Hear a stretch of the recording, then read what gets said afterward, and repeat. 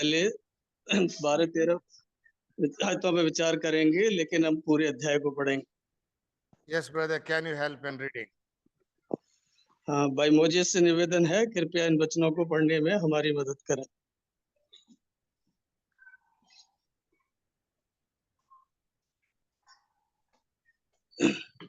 Moses भाई। Check. जय मसीह भाई। हाँ, यस। आवाज आ रही है? सबों को जय मसीह। हाँ, जय मसीह। मैं पहले वचन से पढ़ रहा हूँ। मत्ती 23 पहला वचन। तब यीशु ने भीड़ से और अपने चेलों से कहा, शास्त्री और फरीसी मूसा की गद्दी पर बैठे हैं, इसलिए वे तुमसे जो कुछ कहें वो करना और मानना, परंतु उनके से काम मत करना, क्योंकि वे कहते तो हैं पर करते नहीं। 4 वचन। वे एक ऐसे भारी बोझ के जिनको उठाना कठिन है बांधकर उन्हें मनुष्यों के कंधों पर रखते हैं, परंतु आप उन्हें अपनी उंगली से भी सरकाना नहीं चाहते। 5वां वचन। परंतु वे अपने सब काम लोगों को दिखाने के लिए करते हैं। वे अपने ताबीजों को चौड़े करते और अपने वस्त्रों की कोरें बढ़ाते हैं। 6वां वचन। भोजों में मुख्य मुख्य जगह और आराधनालय में मुख्य मुख्य आसन पाना चाहते हैं और बाजारों में नमस्कार और मनुष्य में रब्बी कहलाना उन्हें भाता है। 8वां वचन। परंतु तुम रब्बी ना कहलाना, क्योंकि तुम्हारा एक ही गुरु अर्थात मसीह है और तुम सब भाई हो। और पृथ्वी पर किसी को अपना पिता न कहना, क्योंकि तुम्हारा एक ही पिता है जो स्वर्ग में है। और स्वामी भी न कहलाना, क्योंकि तुम्हारा एक ही स्वामी है अर्थात मसीह। 11वां वचन। परंतु जो तुम में सबसे बड़ा हो वो तुम्हारा सेवक बने। 12वां वचन। और जो कोई अपने आप को बड़ा बनाएगा वो छोटा किया जाएगा, और जो कोई अपने आप को दीन बनाएगा वो बड़ा किया जाएगा। Let us pray. आइए हम प्रार्थना करेंगे। Gracious, merciful, loving Heavenly Father, we humbly come before the throne of Thy grace. We bow down and worship You, Lord. We thank You for this great privilege that we should be called out by You, that we should be chosen by You. And that's not all, that we should have this privilege that we could come together and sit at Thy feet and hear Thy voice. Lord, we thank You for this scripture portion that we have read. Lord, we humbly pray that Thou will open the eyes of our understanding, acknowledging that until and unless You give from above, we can gain nothing, Lord. Lord, speak according to the needs of Your people. Let every thirst, every hunger be quenched, Lord. As You have promised, he who cometh to me, in no way will I cast him out. John 6:36. So, Lord, trusting in Thee, we come as needy people, greatly in need of Thy word that will encourage us, that will edify us, and will enlighten our pilgrim path. Who am I? An unworthy servant like me, hide me behind Thy cross. And Thy servant is going to translate. Utterance may be given, that nothing may be lost, but in all simplicity, Your people may understand and apply to their personal life. We bring ourselves and all this equipment that are being used under the sprinkling of Thy precious blood. We give You all the glory, the honor, and the praise in the precious name of Thy Son and our loving Savior, Jesus Christ. Amen. आमीन, आमीन।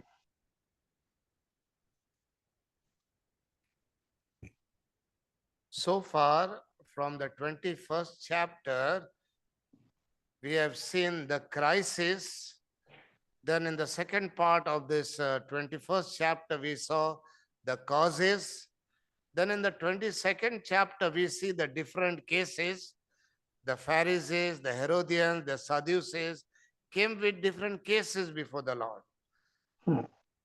हमने 21 अध्याय से और 22 अध्याय में ये देखा है कि प्रभु यीशु मसीह के सामने फरीसी सदूकी अलग अलग तरीके की बातों को लेकर आते रहे हैं।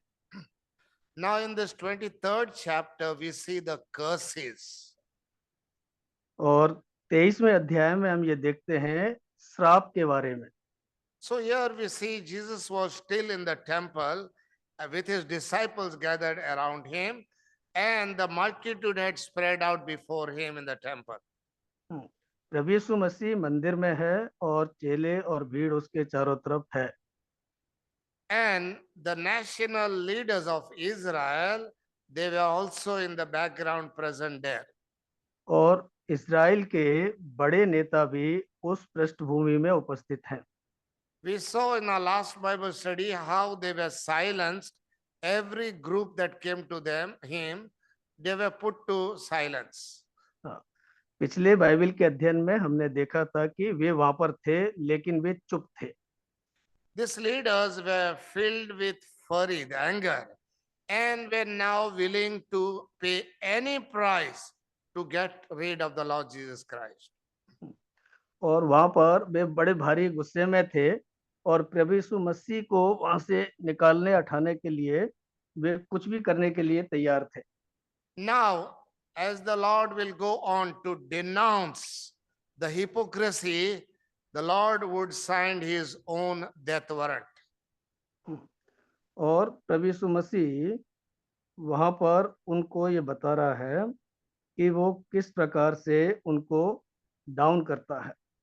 In Matthew 23, we see the Lord rejected rabbinic Judaism and all false religions.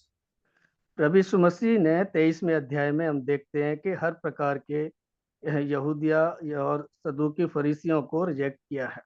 So this whole chapter we can divide in two parts. First part is up to verse 36, wherein we see the Lord's rejection of Judaism, and 37 till the end we see the Lord's rejection of Jerusalem. पूरे अध्याय को हम दो भागों में यहाँ विभाजित देखते हैं। पहला भाग 1 वचन से लेके 36वें वचन के बीच में यहाँ पर यहूदियज्म को प्रभु ने निरस्त किया है और बाकी 37 से आखिरी के विषय में हम देखते हैं कि इज़राइल को, यरूशलेम को उसने निरस्त किया। We see here as it begins verses 1 to 3 how the Lord denounces the position. This religious leaders sought position of honor. 1 से 3 वचन के बीच में हम देखते हैं कि जो धार्मिक बड़े अगुए हैं वे किस प्रकार से बड़ी बड़ी गद्दी को तो चाहते हैं। See, this position of honor was occupied by the scribes, by the Pharisees. Now the scribes were the interpreters of the law. यहूदी, फरीसी, सदूकी वो गद्दी पे तो बैठते थे और व्यवस्था को वो प्रदर्शित करते थे। See, these scribes, from where did they arrive? From when it began? They arose from the days of Ezra. और वो इस व्यवस्था के अंतर्गत एजरा की किताब से बातों को बताना या पालन करना चाहते थे। The returned remnant from Babylon exile desperately needed to have the Hebrew scriptures expounded to them. और इन सब बातों में वो देखते हैं कि किस प्रकार से इब्रू शास्त्र के अनुसार वो इन सब बातों को करना चाह रहे थे। And some of them even forgot to talk even the Hebrew language. और मैं वो भूल जाते थे कि इब्रानी भाषा में क्या है। So in Nehemiah chapter 8 verses 1 to 8 we see Ezra and his colleagues, they filled this gap, that is to expound God's word in the Hebrew language to this remnant who returned. पर नहमिया के एक अध्याय में जो कुछ भी वो इब्रानी भाषा में नहीं बता पा रहे थे, यहाँ पर नहमिया ने उस खाली जगह को पूरा किया है। So and from that time onwards, that was the beginning of the order of the scribes. और उस समय से यहाँ पर इस प्रकार से सदूकी लोग इसको उन्होंने शुरू किया। But with the passing of time, the interpretations involved into a mixture of truth and traditions. पर समय के युगांतर में जैसे जैसे समय बीतता गया, उन्होंने इसके साथ साथ कुछ मिली जुली बातों को भी वहां पर शामिल करके बताना शुरू किया। And that was called a Talmud, a book of tradition mingled with the law. और उन्होंने उस प्रकार से कुछ रीति रिवाजों के तौर पर उसको किया। In verse 2, we see the sect of scribes. They belong to the group of the Pharisee sect. और 2 वचन में हम देखते हैं कि ये जो फरीसी हैं वो किस प्रकार से शास्त्रियों के साथ मिलते हैं। Jesus linked them with the Pharisees. These scribes and Pharisees, they sat in Moses' seat. That means in the position of Moses. Shastri और फरीसी मूसा की गद्दी पर बैठ करके ऊंचा ओहदा चाहते थे। See, the calling of a Levite or a priest had a divine sanction, but the calling of a scribe had no such direct divine authorization. Repeat uncle. Yes. जैसे रिपीट। Yeah.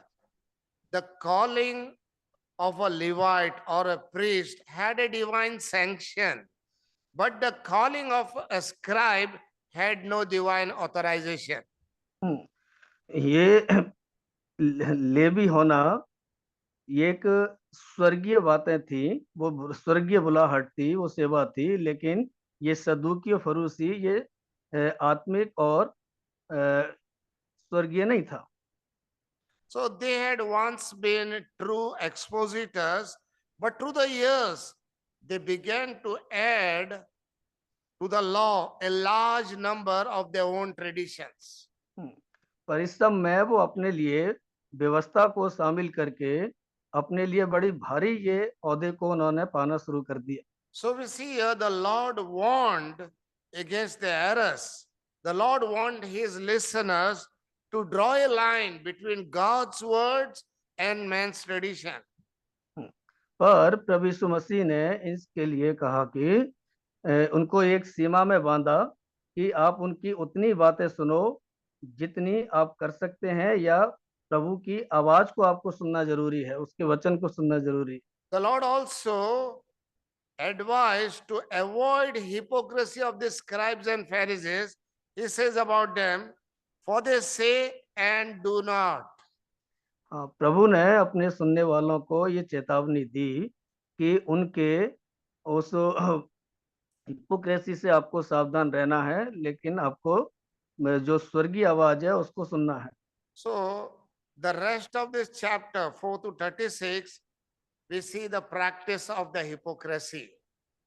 4 वचन से लेकर के उसके 36 वचन तक हम देखते हैं कि किस प्रकार से उनकी जो हिपोक्रेसी है या जो दिखावा है उसको के बारे में प्रभु ने यहाँ पर बता दिया। So we'll see 4 things about these religious leaders. इन सब के बातें में 4 बातें हैं जो उनके धार्मिक अगुओं के बारे में है। First, what these leaders sought. पहली बात है उनके धार्मिक अगुवाई के What they sought for themselves. Secondly, what they taught. और दूसरी बात कि वो क्या सिखाते थे। What they wrought, what was the fruit of it. क्या वो लिखते थे और उसका फल क्या है। And lastly, what they taught. और आखिरी बात है कि वो क्या उन्होंने सिखाया। See what they do here, what they sought, verses 4 to 12, we see that they wanted man to adhere to their tunes. They would find heavy burdens, grievous to be borne, and lay them on man's shoulders. हाँ, 4 वचन से 12 वचन के बीच में हम देखते हैं कि वो मनुष्यों के ऊपर इतना भारी बोझ रख देना चाहते थे और अपने आप से कुछ नहीं करना चाहते थे। This rubbish converted the Sabbath from a day of rest to observance of endless traditions. इन गुरुओं ने उसके सबत के दिन को विश्राम के दिन में उन्होंने बदल दिया। If you go to the Talmud, there are so many laws added. Even such few laws I will just mention to you. one of the laws, a tailor was not supposed to go out with a needle on a Sabbath day. उधर please A speak tailor, brother. small sentence slowly. Break the sentence. Yes, brother. Hello. Hello. Yes, can you hear me? I'm hearing. Uncle, speak the small sentences. Yeah. Okay, brother. On a Sabbath day, one of the law was a tailor who does stitching clothes. He was not allowed to go out with a needle. सबत के दिन व्यवस्था ये थी कि एक दर्जी भी सिलाई के लिए अपनी सुई तक में धागा नहीं डाल सकता था. On a Sabbath day, no ingredients could be put and stirred or mixed. और तो और सबत के दिन कुछ भी खाने के लिए बना भी नहीं सकते थे. On a Sabbath day, you could not drag or pull a chair also. और इतना भारी मतलब सख्त नियम था कि सबत के दिन अपनी कुर्सी तक को आप सरका नहीं सकते थे. Another law is, if you are wearing false tooth, on a Sabbath day, you could not put your tooth in, neither could you take it out. Repeat, uncle. False tooth, brother, somebody uses ready-made tooth, no? When they miss the tooth. On a Sabbath day, they are not allowed to remove this false tooth or put in false tooth. हाँ, सबत के दिन भी ये बताते थे कि वो झूठ बोल नहीं सकते थे और झूठ सुन भी नहीं सकते थे. Another thing is, this Talmud consisted of 156 pages, rules and regulations just regarding the Sabbath itself. इस टालमेट में 156 जो पेजेज हैं वो इसी के विषय में लिखे गए हैं, इसी के नियमों के बारे में. Yeah, so we see here these leaders sought adherence of man, that man would follow all these rules. Secondly, they sought admiration from man. Verse 5. 5 वचन में हम देखेंगे, वे अपने सब काम लोगों को दिखाने के लिए करते हैं, वे अपने ताबीजों को चौड़ा करते और अपने वस्त्रों की कोरें बढ़ाते हैं. So here Jesus said, they make broad their false lectories and enlarge the borders of their garment. वे अपने ताबीजों को चौड़ा करते हैं और वस्त्रों की कोरों को बढ़ाते हैं. These phylacteries were small, square, leather covered cases containing small portions of the scripture. Repeat, brother. These phylacteries are small leather cases containing small portions of the scripture. I'm sorry. Verse 5. Verse 5. 5 वचन. वे अपने सब काम लोगों को दिखाने के लिए करते हैं, वे अपने ताबीजों को चौड़ा करते और अपने वस्त्रों की कोरें बढ़ाते हैं. So they made the size bigger so that people would see and admire them. वे अपने ताबीजों को चौड़ा करते हैं और लोगों को दिखाते हैं.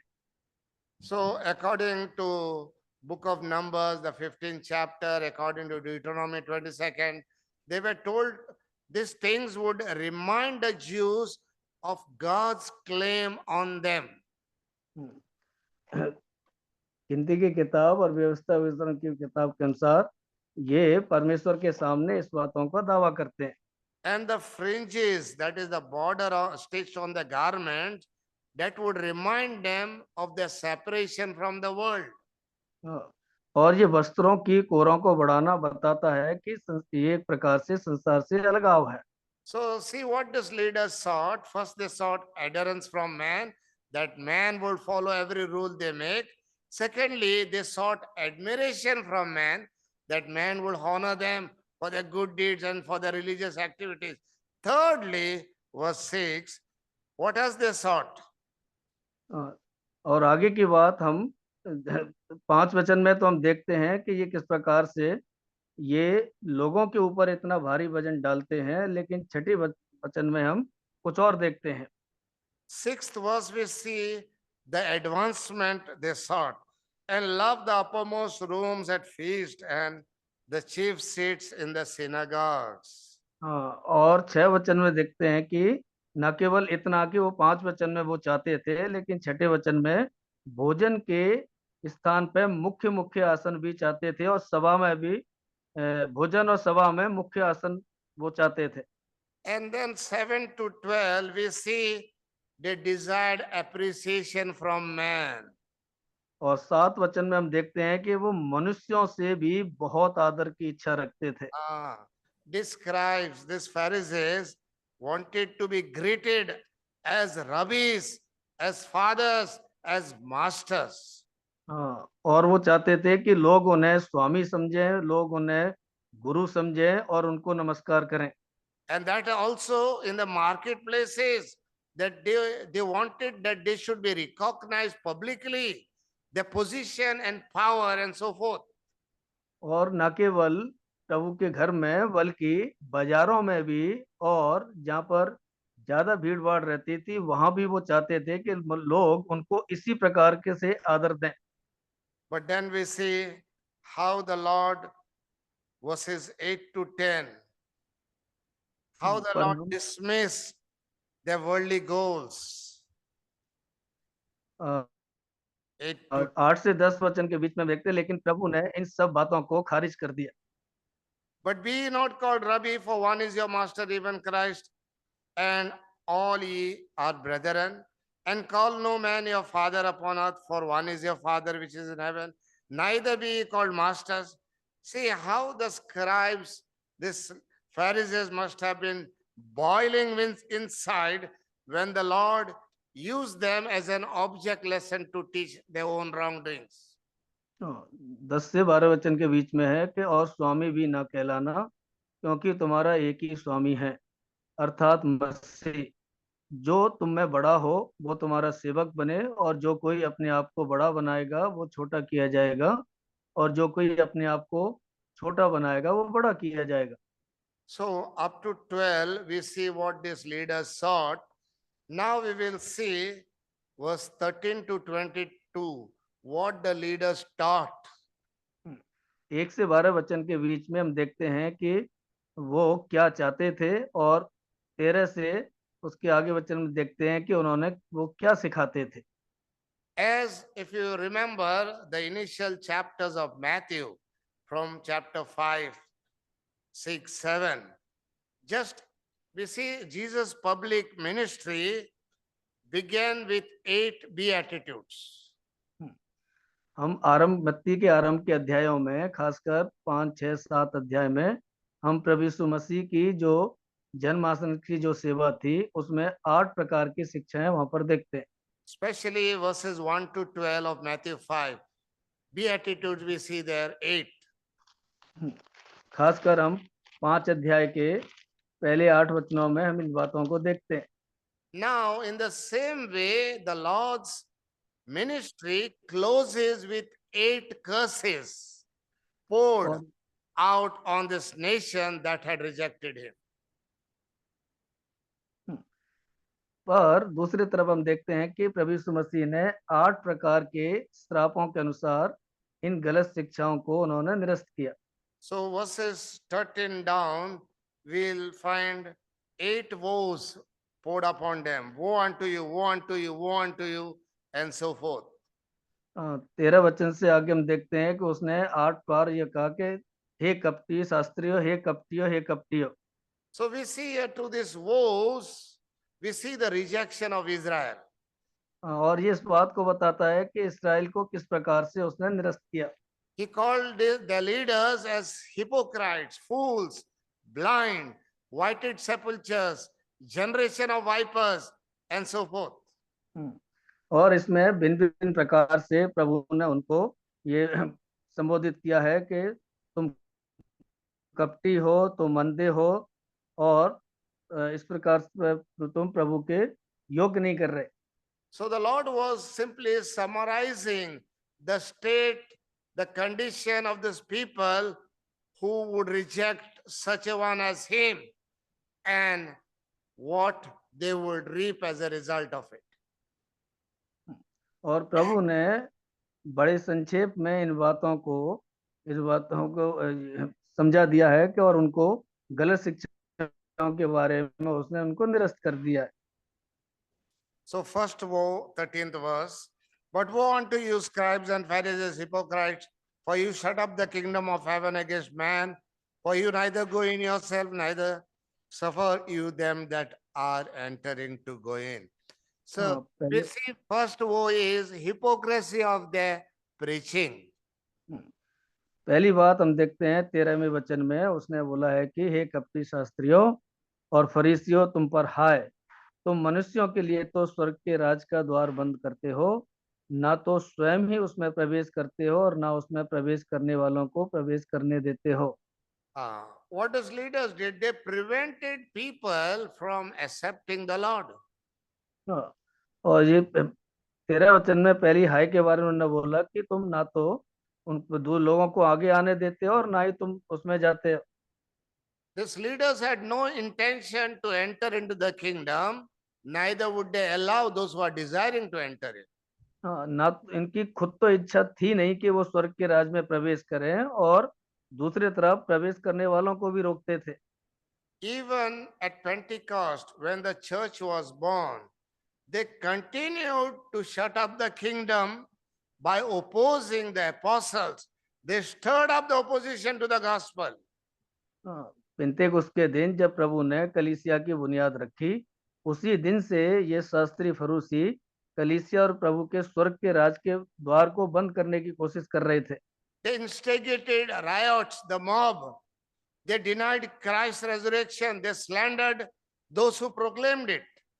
हाँ, जो प्रचारक थे वो उनको भी मारते पीटते थे और प्रभु यीशु मसीह को मसीह कहने स्वीकार करने से इनकार करते थे। Second woe, verse 14, we see the hypocrisy of their prayers. First, हाँ, hypocrisy of their preaching, hypocrisy of their prayers. हाँ, पहला कपट उनका, कपट की हाय 13वें वचन में हम देखते हैं। दूसरे बार उसने 14वें वचन में उनको बोला कि हे कपटी शास्त्री, तुम पर हाय, मतलब वो सिखाना क्या चाहते थे। So, woe unto you, scribes and Pharisees, hypocrites, for you devour widows' houses, and for a pretense make long prayers. Therefore, you shall receive the greater damnation. हाँ, यहाँ भी हम कई बातें देखते हैं। उन्होंने पहली बात को बोला कि हे कपटी शास्त्री और फरीसियों, तुम पर हाय, तुम विधवाओं के घरों को खा जाते हो, और दूसरी बात बोला कि तुम दिखाने के लिए बड़ी बड़ी देर तक प्रार्थना करते हो। Prayer is mentioned not by the length of it, but by the depth of it. प्रार्थना जो है इस बात पर निर्भर नहीं है कि आप कितनी लंबी प्रार्थनाएं करते हैं। प्रार्थना इस बात पर निर्भर है कि आप उसकी गहराई क्या है, गंभीरता क्या है। Widows and orphans, they deserve more compassion and protection from those who profess to love God. हाँ, विधवाओं के प्रति सहानुभूति दिखानी चाहिए, प्रेम दिखाना चाहिए, लेकिन यहाँ तो हम कुछ और ही देखते हैं। But as leaders, they exploited the weakness of these widows in spite of God's command given to them in various places in the scripture. हाँ, बजाय इसके कि ये जो धार्मिक गुरु थे, फरीसी थे, शास्त्री थे, उनकी मदद करें, प्रभु के वचन के बारे में सिखाएं, लेकिन गए उनके घरों को ही खा जाते थे। If you read this same portion in the Gospel of Luke, it is followed by a story of the widow's mite. That is in Luke's Gospel, chapter 20, verses 47 onwards. इसी बात को यदि हम लूका उसके 21 अध्याय में देखेंगे तो वहां भी इस बात को हम देख पाते हैं। The third woe, verse 15. Woe unto you, scribes and Pharisees, hypocrites, for you compass sea and land to make one proselyte. And when he is made, you make him twofold more the child of hell than yourself. See the तीसरी हाय hypocrisy of the proselytes. हाँ, तीसरी हाय को हम 15वें अध्याय में देखते हैं। लिखा है कि हे कपटी शास्त्री और फरीसियों, तुम पर हाय, तुम एक जन को अपने मत में लाने के लिए सारे जल और थल में फिरते हो, और जब वो वह मत में आ जाता है तो उसे पहले से दूना नारकीय कर देते हो। See, the Jews have had two types of proselytes or converts. First is those who were circumcised, they were called proselytes of righteousness. यहूदी लोग जो है वो दो प्रकार से इन धार्मिक कामों को करते थे। पहले तो लोगों का खतना करते थे। Those who were not circumcised converts, they were called proselytes of the gates. और दूसरा जो लोग खतना नहीं कराना चाहते थे, Proselyte means converts, brother, who accept Judaism. There are two types of these people. One is those who were circumcised, they were called the proselytes or converts to righteousness. The second, convert to the gates, proselytes of the gates. तो दो प्रकार के लोग बदले जाते थे। पहले खतने के द्वारा, और दूसरे जो खतना नहीं होते थे उनको वो द्वार तक लाते थे। So they would go to any lengths to convert or bring a person to Judaism, but at the end they will make him twofold more the child of hell than they themselves. और ऐसा करने के लिए वो किसी भी हद तक जाते थे, लेकिन जब कोई व्यक्ति उनके मत में आ जाता था, लेकिन वो अपने कामों से, अपनी बातों से उसको पहले से दूसरा नरकीय बना देते थे। See, the Lord was not denouncing Israel's mission to the world. Israel was supposed to be a light to the Gentiles. But what the leaders were making, this converts into Pharaism and rabbinic Judaism. परमेश्वर जो है Israel और दुनिया के बारे में बहुत चिंतित था, लेकिन ये लोग क्या है, उनको अलग तरीके से शिक्षाओं के कारण उनको बदलना चाहते थे। Then we see the fourth woe unto them, that is verse 16 to 22. अगले हम हाय को हम देखते हैं 16 वचन से 22 वचन के बीच में। So this is hypocrisy about their percepts. ये जो कपट है वो उनके अंधेपन के बारे में। So the Lord exposed the artificial values of these leaders. ये जो दिखावटी बनावटी जो उनके जो मूल्य थे, जो बातें थी, उनके विषय में वो बताता है। See what this Pharisee said, if a man swore by taking an oath by the temple, the Pharisee said it is nothing. No need to worry about it. The verse 16 says that. हाँ, 16 वचन लिखा है कि हे अंधे अगुओ, तुम पर हाय, जो कहते हो कि यदि कोई मंदिर की शपथ खाए तो कुछ नहीं। Yeah, that oath was not binding. हाँ, वो लगे कोई बात नहीं, आप मंदिर की शपथ खा सकते हो। But if he swear by the gold of the temple, the Pharisees said he is a debtor, he is obliged to keep his oath. See, for them, gold was more precious than the temple itself. हाँ, वो कहते थे कि मंदिर की शपथ तो तुम खा सकते हो, इससे कुछ भी नुकसान नहीं होगा, लेकिन मंदिर के अंदर जो सोना है, यदि तुम उसकी शपथ खाओगे, सौगंध खाओगे, तो तुम बंध जाओगे। And then again in the next verse it says, it was nothing to swear by the altar, but to swear by the sacrifice on the altar, that was important, they said. अगले वचन में कहता है कि तुम वेदी की शपथ खाओ तो कोई बात नहीं, लेकिन वेदी के ऊपर जो मंदिर में जो वेदी है उसके ऊपर जो सोना है, या मंदिर में जो सोना है उसकी शपथ खाओगे तो तुम बंध जाओगे। So this Pharisees foolishly graded the oaths. और जब फरीसी लोग जो थे, बड़े मूर्खतापूर्ण शब्दों के बारे में लोगों को ज्ञान दे रहे थे। So this foolishness of theirs is expressed, and now 20 to 22 it is more exposed. और यहाँ तक उसने उनकी मूर्खता के बारे में उनको लोगों के सामने उन्होंने उसको बताया, लेकिन यहाँ 20 से 22 वचन में हम आगे देखते हैं।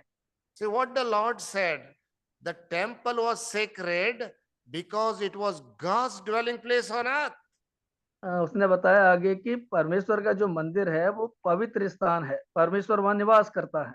That was what made everything in the temple sacred, because of God's presence there. परमेश्वर के मंदिर में जो कुछ भी है वो पवित्र है, क्योंकि वो परमेश्वर का निवास स्थान है, परमेश्वर वहां रहता है। Similarly, the altar was what consecrated the sacrifice. But the Pharisees had so much twisted the truth that they had everything the backward side. हाँ, जैसे मंदिर और मंदिर की बाकी चीजें अति पवित्र हैं परमेश्वर के निवास स्थान होने के कारण, वैसे ही वेदी भी उतना ही महत्व रखती है, लेकिन ये फरीसी वहां पर गलत सलत सिखा रहे थे। This Pharisees said to swear by the heaven was not binding. The Lord said to swear by heaven is to swear by the throne of God and him that sitteth on the throne. हाँ, फरीसी तो सिखाते थे कि तुम मंदिर की शपथ खाओ तो कुछ नहीं, लेकिन प्रभु उनको 21 वचन में बताया, जो मंदिर की शपथ खाता खाता है वो उसकी और उस पे So verse 23, उसमें we see रहने वाले की और जो सिंहासन पर बैठा है उसकी शपथ खाता है। on verse 23, we see the fifth woe upon them, a fifth curse. 23 वचन में हम अगली हाई के बारे में देखते हैं। So it is about the tithing. The Lord denounced देखते हैं the leadership of religion as worthless. Repeat with The Lord denounced the leaders' show of religion as worthless. हाँ, प्रभु यीशु मसीह ने यहाँ बता दिया है कि ये फरीसी लोग जो हैं वो परमेश्वर की धार्मिकता को बेफायदा है। वो उसको दूषित करते हैं। So here the tradition of the scribes and the Pharisees in matters of tithing is being exposed. और यहाँ पर फरीसी और शास्त्रियों की जो दशवांश के विषय में जो शिक्षा है उसको भी प्रभु ने यहाँ पर नष्ट किया है। So the rabbis, the rabbinic rules demanded or required a tithe of everything to be given. फरीसी और The Lord's command on tithing, we read it in Deuteronomy 14, verse 23. That's the firstborn of herds and flock. And the cow. यहाँ पर यहाँ शास्त्री और फरीसी सिखा रहे हैं कि तुम्हें हर एक चीज का दशवांश देना जरूरी है, लेकिन प्रभु यीशु मसीह ने व्यवस्था विवरण में 23 अध्याय में बताया कि तुम्हें अपने पहले जन्मे हुए को प्रभु के लिए अर्पित करना है।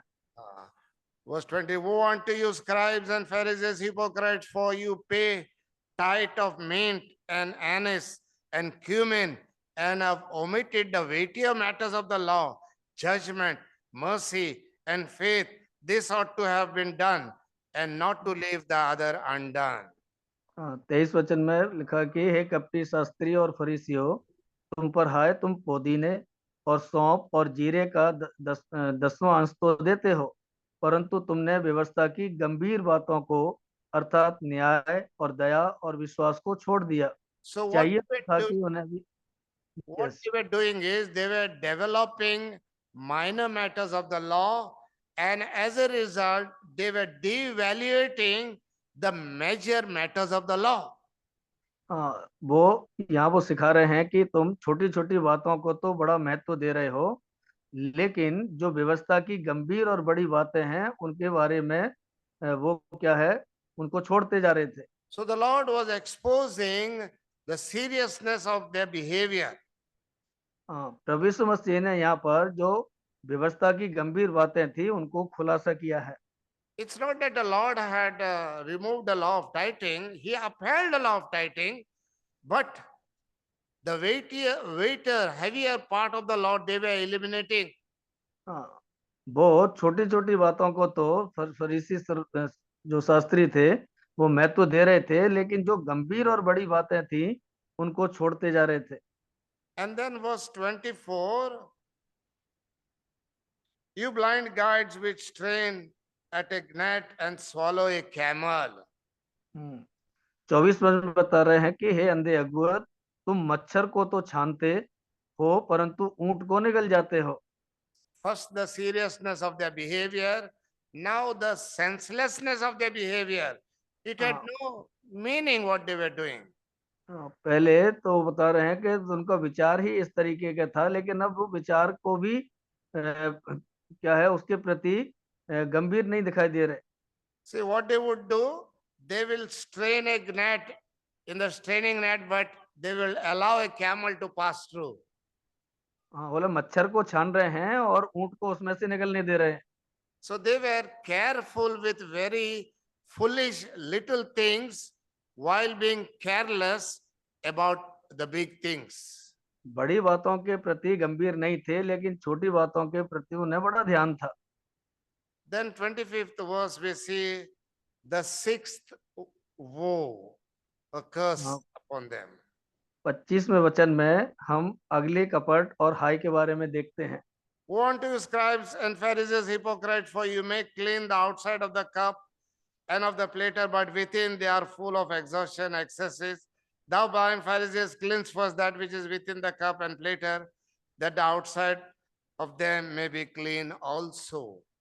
25 वचन, हे कपटी शास्त्री और फरीसियों, तुम पर हाय, तुम कटोरे और थाली को ऊपर ऊपर से तो मांजते हो, परंतु वे भीतर अंधेर और असंयम से भरे हुए हैं। See, the Lord exposed their outward show of religion while being inwardly they were corrupt. हाँ, प्रभु ने इस बात को भी यहाँ पर प्रकट किया कि लोग बाहरी धार्मिकता के बारे में दिखावा ज्यादा करते हैं, लेकिन अंदर उनके श्राप भरा हुआ है। They were like someone who washes the outside of the cup but doesn't wash the inside of the cup. ऊपर ऊपर से तो बड़ा मांजते थे, चमकाते थे, लेकिन अंदर तो सड़ान भरी पड़ी थी। They were careful about the outward appearance, but the Lord read the hearts of every man. हाँ, धार्मिक अगुए शास्त्री और फरीसी बाहरी दिखावे पे ज्यादा ध्यान देते थे, बाहरी धार्मिकता को प्रकट करते थे, लेकिन प्रभु ने बताया वो मन को और हृदय के अंदर देखता है। Then the seventh woe we see verses 27 to 28.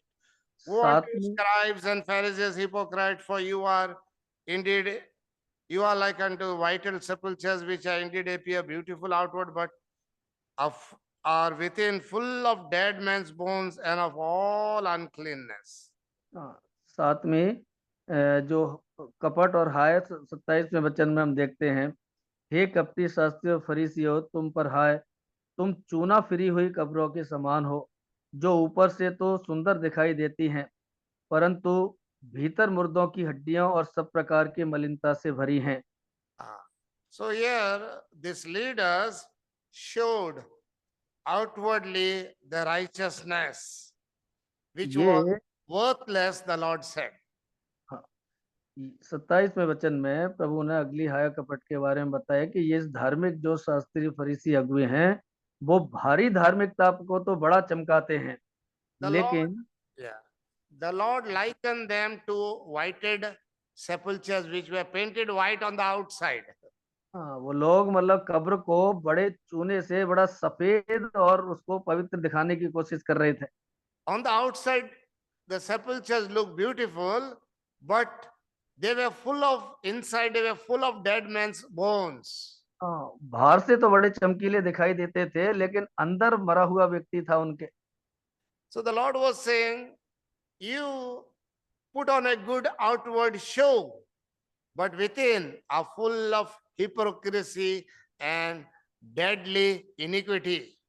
बाहर से तो बोलो कि प्रभु ने बोला कि तुम बहुत ही पवित्र दिखाने की अपने आप को कोशिश करते हो, लेकिन तुम्हारे अंदर तो अंधेर और असंयम और सब प्रकार की सड़ान भरी है।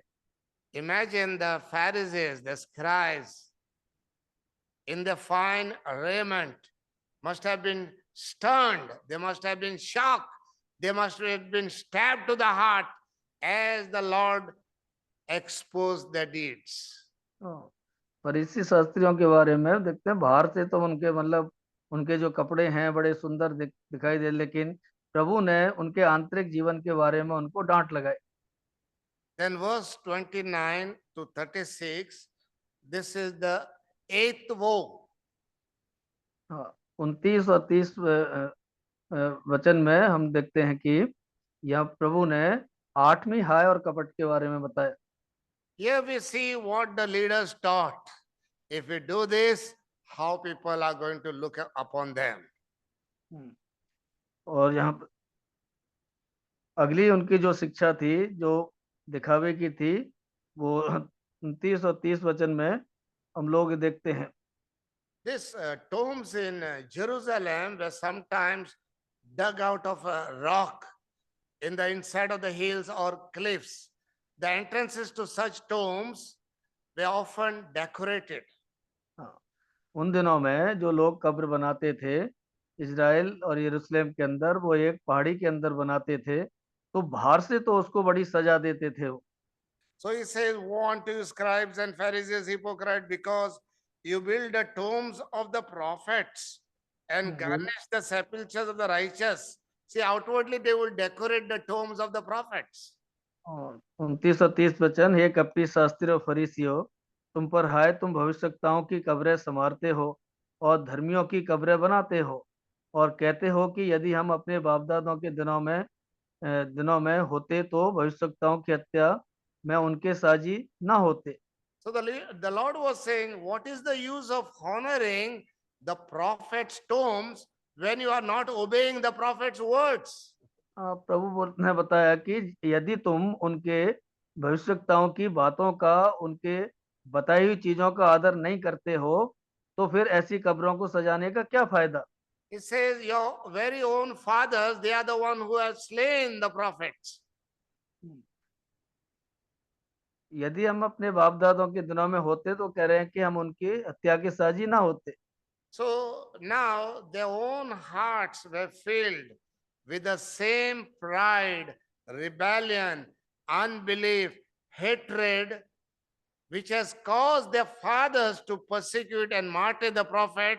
The same spirit is within them also. हाँ, जैसे उनके बाप दादों ने भविष्यवक्ताओं और परमेश्वर के नबियों के साथ में किया, कि उनका अनादर किया, उनकी हत्याएं की, और तो कह रहे हैं कि ऐसे तुम भी ऐसा ही करते हो।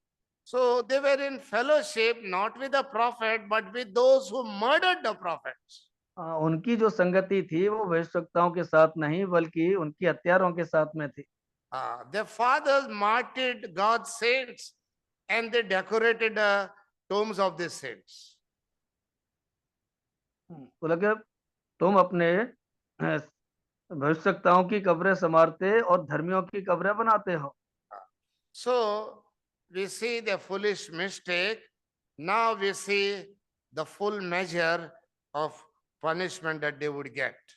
इन सब बातों से मतलब वो अपनी मूर्खता के कारण दंड के पात्र थे। Verse 32 onwards. Fill 32 up then the measure of your fathers, you serpents, you generation of vipers. How can you escape the damnation of hell? 32 वचन से आगे बड़ी गंभीर बात प्रभु ने उनको कहा, अतः तुम अपने बाप दादों का के पाप का घड़ा पूरी तरह भर दो, हे सांपों के और हे करेतों के बच्चों, तुम नरक के दंड से कैसे बचोगे।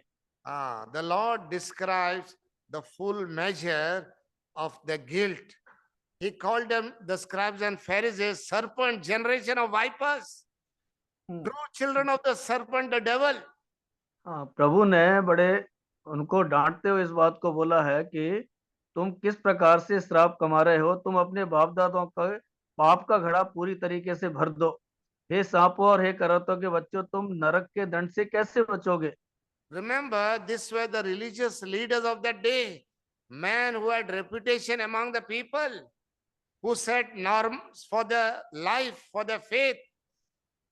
And now imagine how the Lord exposes them, cuts down to size. इस पर विचार करके देखें कि किस प्रकार से ये शास्त्री और फरीसी मनुष्यों से कितना कितना बड़ा आदर पाते थे, और किस प्रकार से उन मनुष्यों से इच्छा रखते थे, लेकिन प्रभु ने अपनी शिक्षाओं के कारण इन सबको उन्होंने छोटा कर दिया। So the Lord described the measure. Now up to the verse 35, the Lord damned them. पर प्रभु ने 35 वचन से आगे अपने जो उसका मेजरमेंट है उसको उसने बताया। Up to 35, brother. हाँ, The 35 destiny. Verse 33 says, how can you escape the damnation of hell? 33 वचन में कहता है कि तुम नरक के दंड से कैसे बचोगे। See, note, he did not say there was no escape. There was a way of escape. The escape was through the blood of Jesus Christ. बोला कि तुम उससे कैसे बचोगे, लेकिन यदि हम बच सकते हैं तो केवल प्रभु यीशु मसीह के लहू के द्वारा। See the terrible activities, what it led them to the end. Repeat with us. Says, you fill up the measure of your fathers. हाँ, तुम अपने बाप दादों के पाप का घड़ा भरते हो। See, the Lord would send prophet to them, for that was what the apostles were in the New Testament. हाँ, जैसे उन Gifts were revived in Israel after Pentecost for the inauguration of the new dispensation, that is the introduction of the church. But what did they do? जैसे उन दिनों में परमेश्वर ने अपने भविष्यवक्ताओं को भेजा, और उसी तरीके से नए नियम में परमेश्वर ने अपने सुसमाचारकों को खड़ा किया कि वो परमेश्वर के राज के बारे में बताएं, लेकिन वहां भी इन यहूदियों ने, शास्त्री फरीसियों ने उसका विरोध किया। The Lord would send in the New Testament wise men like Stephen, like Philip the evangelist. The Lord would send a new order of scribes, interpreters who instructed in the law of love and all the mysteries of the kingdom of heaven. But how did these Pharisees treat these prophets, these wise men that God had sent to them?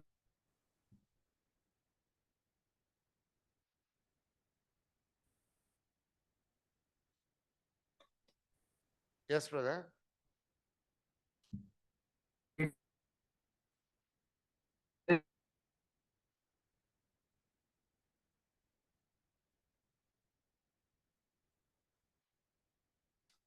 In the New Testament, the Lord would send wise men like Stephen, like Philip the evangelist, and so forth. That was a new order of scribes, interpreters who instructed in the law of love about the mysteries of the kingdom. These Pharisees, how they would treat these people, how they treated just like their forefathers. They murdered and martyred the spiritual leaders in the New Testament as well.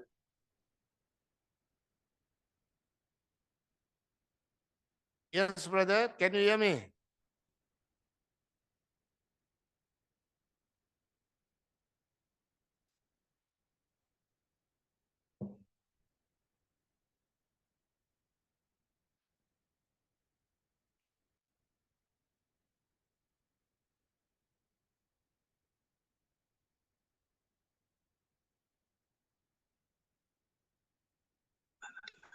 Yes, brother, can you hear me? Hello. Yes, brother. Yes, Was we have there- some internet problem. Yes, brother. Speak. Okay, there was a break. Okay. See, even in the New Testament, the Lord would send a new set of people, like wise and holy men like Stephen, Philip the evangelist, and so forth. But even in the New Testament, how they treated this man of God that the Lord sent among them. परमेश्वर ने नए नियम में अपने बड़े प्रेमी और अपने पवित्र लोगों को भेजा उनकी सेवा के लिए, जैसे स्टीफन को, लेकिन हम देखते हैं कि उनके साथ भी उन्होंने कैसा व्यवहार किया। See, we see that terrible activity, we see that terrible accountability, verse 35. Upon you may come all the righteous blood shed upon the earth, from the blood of the righteous Abel unto the blood of Zechariah, son of Barakiah, whom you slew between the temple and the altar. 35 और 36 वचन हम देखते हैं कि जिससे धर्मी हाबिल से लेकर विरकिया के पुत्र जकरिया तक, जैसे तुमने मंदिर और वेदी के भीतर मार डाला था, जितने धर्मियों का लहू पृथ्वी पर बहाया गया है वो सब तुम्हारे सिर पर पड़ेगा। And then verse 36, we see how the Lord led them to destruction. Very I say unto you, all these things shall come upon this generation. और 36 वचन में वो कह रहा है कि मैं तुमसे सच कहता हूँ ये सब बातें इस समय के लोगों पर आ पड़ेंगी। The Lord went on to tell about the coming judgment and the fall of Jerusalem. अब आगे प्रभु बताता है कि न्याय के बारे में जो यरूशलेम पर आने वाला है।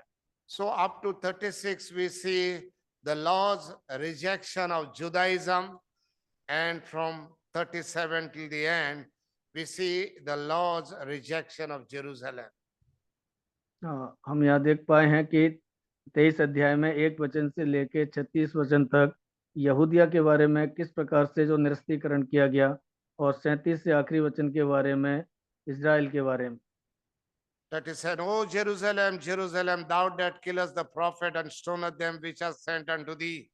How often would I have gathered thy children together, even as a hen gathereth her chicken under her wings, and you would not. Behold, your house is left unto you desolate. We see the rejection being described. 37 और 38 वचन, हे यरूशलेम तू भविष्यवक्ताओं को मार डालता है और जो तेरे पास भेजे गए उन पर पथराव करता है।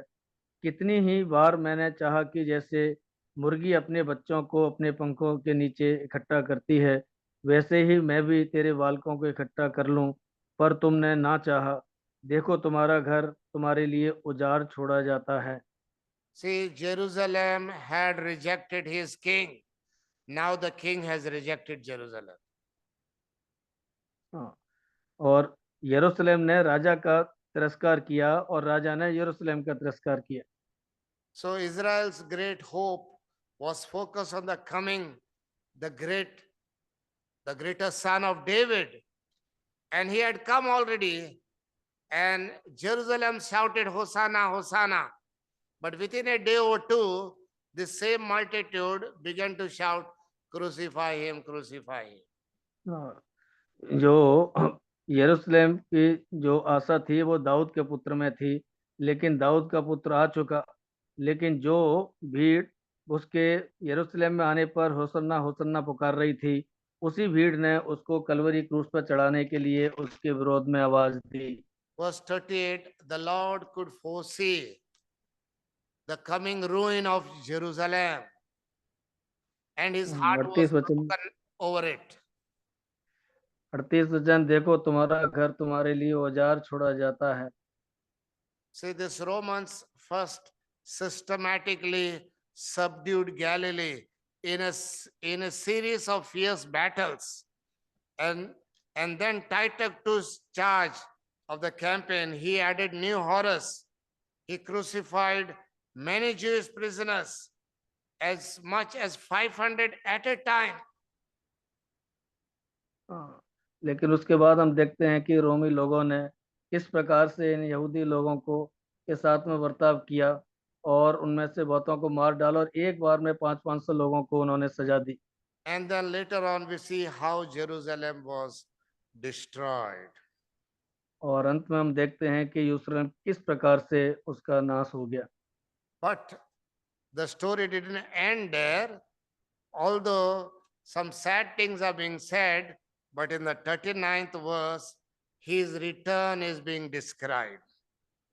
कहानी यहीं अंत नहीं होती है, और 39 वचन में हम कुछ और देखते हैं, क्योंकि मैं तुमसे कहता हूँ कि अब से जब तक तुम ना कहोगे धन्य है वो जो प्रभु के नाम से आता है, तब तक तुम मुझे फिर कभी ना देखोगे।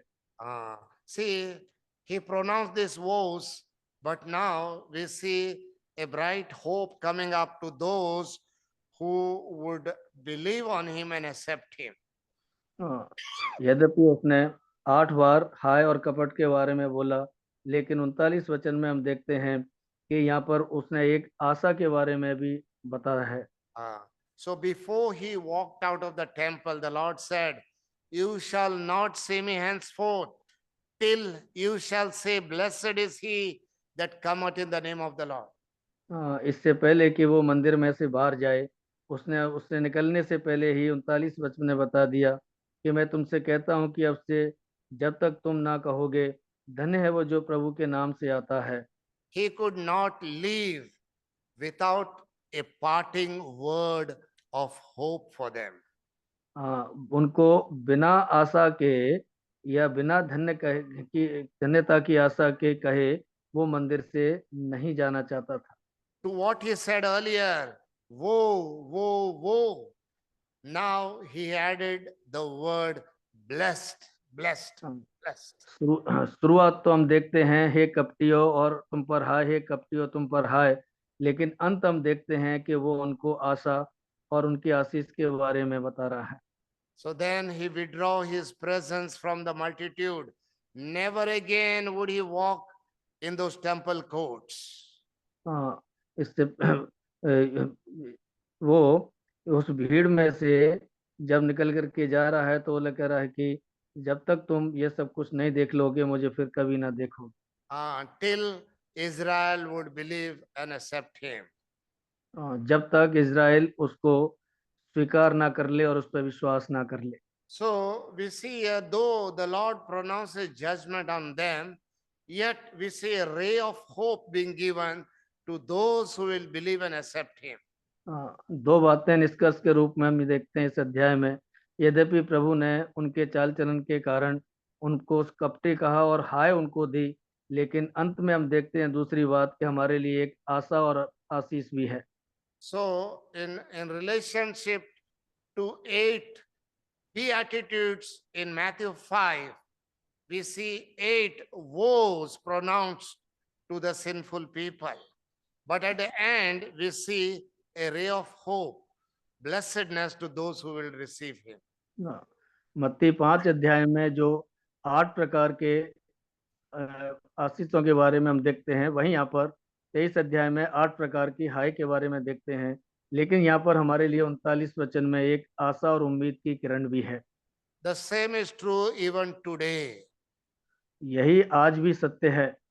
Judgment is waiting to come upon every sinful man, but those who would repent and believe on the Son of God, they would be saved. आज हमारे लिए मौका है कि जो लोग मन फिरा लेंगे उनके लिए हमारे लिए आशीष है और इस दंड से छुटकारा है, लेकिन वो समय को गंवा देंगे उनके लिए दंड और सजा इंतजार कर रही है। If there's anyone among our listeners who has not have this assurance of being saved, this moment you can repent and call upon him and believe upon him as your personal savior. आज भी जितने लोग इस सभा में जुड़े हैं online दूर दूर से, यदि आज तक आपने अपने पापों से मन नहीं फिराया है, प्रभु पर विश्वास नहीं किया है, आज आपके लिए अवसर है कि आप मन फिरा लें, प्रभु आपको क्षमा करेगा। And those who are saved, you may be living a casual Christian life, but this is the time to make a commitment and to live a consecrated life for him. दूसरी चेतावनी हमारे लिए है कि जो लोग पहले से मन फिरा चुके हैं लेकिन एक बहुत ही लापरवाही का जीवन जी रहे हैं, गंभीर नहीं हैं, उनके लिए समय है कि वो नए सिरे से अपने आप को प्रभु के सामने समर्पित करें। Let us come on our knees and let us make this decision tonight. आइए हम अपने घुटनों पर आएं और आज रात इस निर्णय को लें। Let us pray. आइए हम प्रार्थना करेंगे।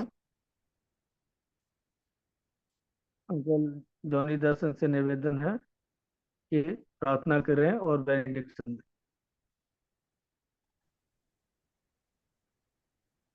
Our loving Heavenly Father, our Almighty and gracious God, Lord, we thank you for this privilege given to us. प्रभु आपने ये अच्छा सा अवसर आपने दिया है ताकि हम लोग मिलकर ये जूम के माध्यम से आपके वचन को हम सुन सकें। और प्रभु जी, इस वक्त जो प्रभु का वचन के भाग मत्ती 23 से आपने हमको कई बातों को दिखाया है, इन चीज़ों के लिए हम आपको आभारी हैं। और प्रभु जी, हम अपने जीवनों में भी देखते हैं, कई बार हम जो है प्रभु के वचन को इतना जो महत्वपूर्ण नहीं समझते हैं, मगर जो मनुष्यों ने जो हमारे लिए कानून बनाई है उन पर हम चलना चाहते हैं।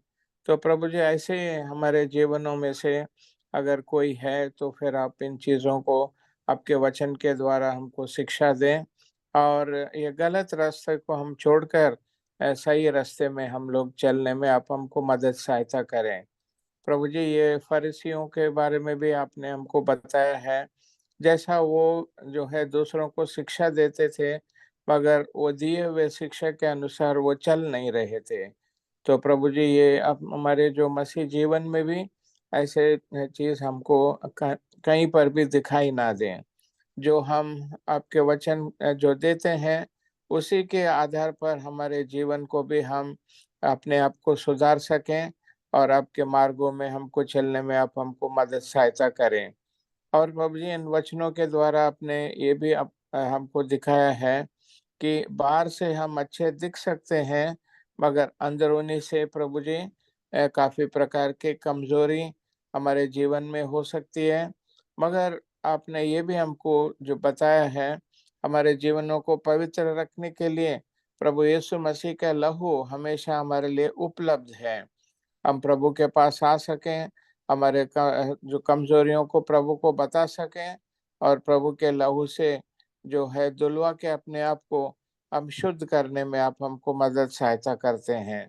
तो प्रभु जी यूहन्ना 6:38 में आपने बोला है जो मेरे पास आएगा उसको मैं कभी इनकार नहीं करूंगा। तो प्रभु जी ये विश्वासी जन के लिए भी प्रार्थना करते हैं, अविश्वासियों के लिए भी प्रार्थना करते हैं जिनके अभी तक उद्धार नहीं हुई है। प्रभु जी आप जल्द से जल्द आने वाले हैं और हम लोग में से अगर कोई अभी तक मन नहीं फिराया है और परमेश्वर के राज में जो प्रवेश करने की एक निश्चयता नहीं है, ऐसे लोगों के लिए विशेष रूप से प्रार्थना करते हैं।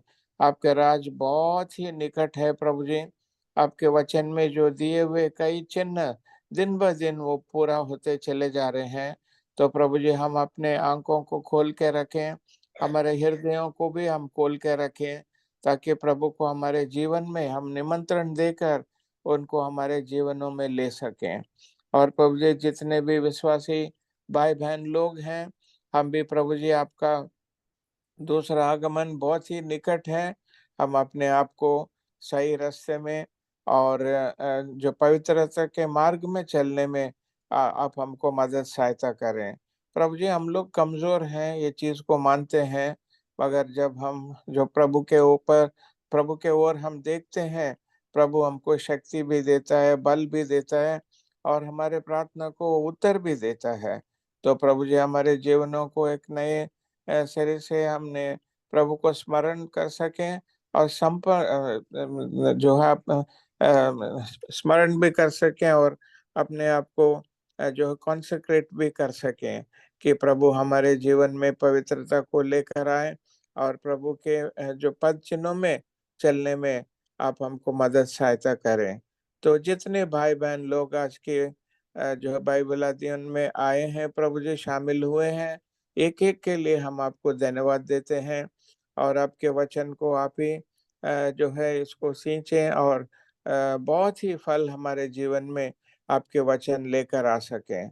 भाई मैक्सी के लिए भी प्रार्थना करते हैं, उनके परिवार के ऊपर भी आपके आशीष रहें, दोनों बेटों के लिए और बहन के लिए और भाई के लिए भी प्रभु जी इनके जो परिवार के ऊपर आपके आशीष चाहते हुए बेतेल के लिए भी जिस मंडली में भाई मैक्स से सेवा कर रहे हैं जो जितने भी भाई बहन लोग हैं सबों के ऊपर आपकी आशीष चाहते हुए ये छोटी सी प्रार्थना प्रभु यीशु मसीह के नाम से मांगते हैं, सुनिए और हमको उत्तर भी दें। आमीन। Now unto him that is able to keep you from falling and to present you faultless before the presence of his glory with exceeding joy, to the only wise God our Savior, the Lord Jesus Christ, to him be glory, majesty, dominion and power now and forever. Amen. सबों को प्रेमी जय मसीह। जय मसीह। जय मसीह।